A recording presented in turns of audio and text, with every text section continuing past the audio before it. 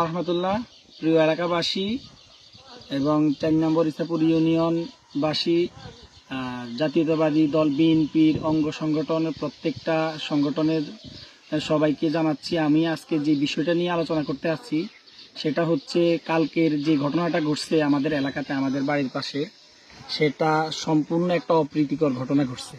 অনাকাঙ্ক্ষিতভাবে এই ঘটনাটা ঘটে গেছে। মূল ঘটনা হচ্ছে ইউনিয়ন বিএনপির সাংগঠনিক সম্পাদক আমাদের শ্রদ্ধেয় বাচ্চু মোল্লা সাহেবের বাড়িতে ইউনিয়নের সকল অঙ্গ সংগঠনের সবাই ঈদ পূর্ব কুশল বিনিময়ের জন্য সবাই ওনার বাড়িতে গিয়েছিলেন। তখন হঠাৎ করেই নেতাকর্মীরা সবাই বাচ্চু মোল্লা সাহেবের বাসায় ছিলেন, কিছু বাড়ির সামনে দোকানের পাটের সামনে ছিলেন। হঠাৎ করেই নিষিদ্ধ সংগঠন ছাত্রলীগের সেই মেহেদি হাসান মঞ্জু ওখানে হঠাৎ করে চলে আসে। ঈদের ছুটিতে সে বাড়িতে আসছিল। তখনই এটাকে কেন্দ্র করে আপনাদের ওখানে আমাদের যুব দলের বিভিন্ন ইউনিটের লোকজন ছিল, ছাত্র দল ছিল, স্বেচ্ছাসেবক দল ছিল। তো একজন আরেকজনকে বাক বিতরণটার মধ্যে বলতেছি কি যে এই তোদের সামনে মঞ্জু এখানে কিভাবে আসে। তা আরেকজন বলল যে তুই বল তোর সামনে কেমনে যা আসে। এইভাবে নিজেরা একটা তর্ক বিতর্কে জড়াই গেছে। ঠিক আছে, নিজেরা একটা তর্ক বিতর্কে জড়াই গেছে যে ওখানে এই ঘটনা দেখে মঞ্জু আসতে ওই সাইড থেকে ওখান থেকে সাথে সাথে সে স্থান ত্যাগ করছে। ঠিক আছে, তো পরবর্তীতে আমাদের নিজেরা তর্ক বিতর্ক থেকে এটা পূর্বে একটা শত্রুতামি ছিল, নিজেরা একটা ঝগড়ায় লিপ্ত হয়েছে। তখনই বাচ্চু মোল্লা সাহেব সহ ইউনিয়ন বিএনপির সিনিয়র নেতৃবৃন্দ সবাই বাচ্চু মোল্লা সাহেবের ঘরের ভিতরে ছিল। তখনই সংবাদ পেয়ে তারা তাৎক্ষণিক ওখানে ওনারা গিয়ে ঝগড়াঝাটি যেটা নিজেদের মধ্যে যেটা ভুল বুঝাবুঝি ওটা মিটিয়ে ওনারা ওখানে তাড়াতাড়ি এটা সমাধান দিয়েছিলেন।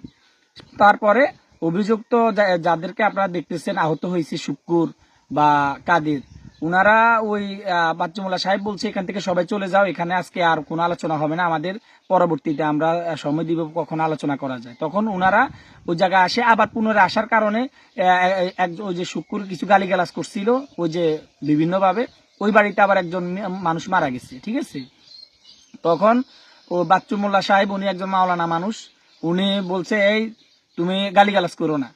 তখন এই গালিগালাজকে কেন্দ্র করে বাচ্চু মোল্লা সাহেবের মতো একজন মুরব্বীর সামনে ও গালিগালাজ করছে, এটাকে কেন্দ্র করে তখন শুক্কুর সহ বাচ্চু মোল্লা উনি শুক্কুরকে বলছে এই তুমি গালিগালাজ করো না, গালিগালাজ এখানে আমি আছি, তোদেরকে না বলছি এখান থেকে চলে যাইতে।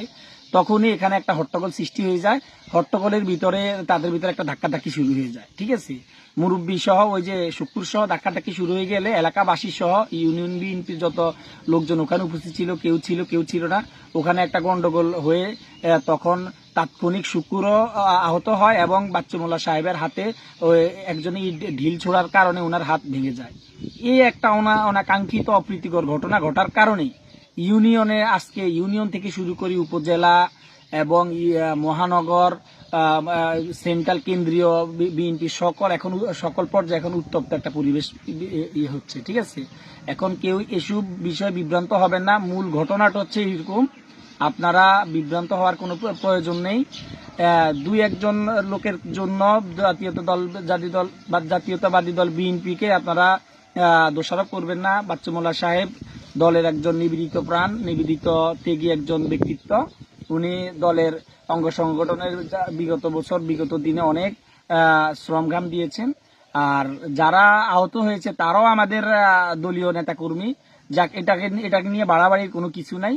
এটা যেভাবে হোক সমাধান হোক বা যেভাবে হোক আইনতভাবে যেটা সমাধান হওয়ার হোক, কিন্তু এটা নিয়ে উল্টা পাল্টা বিভ্রান্তকর তথ্য ছড়ানো, উনি মেহেদি হাসান মঞ্জুকে আপনার সেভ করার জন্য গেছে বা এরকম কিছু, আসলে এরকম কোনো ঘটনা ঘটেনি। এখানে নিজেদের মধ্যে একটা দ্বন্দ্ব সৃষ্টি হয়ে যাওয়ার কারণে উনি গেছে এবং এখান থেকে একটা অপ্রীতিকর ঘটনা ঘটে গেছে। আশা করি সবাই ব্যাপারটা বুঝতে পারছেন।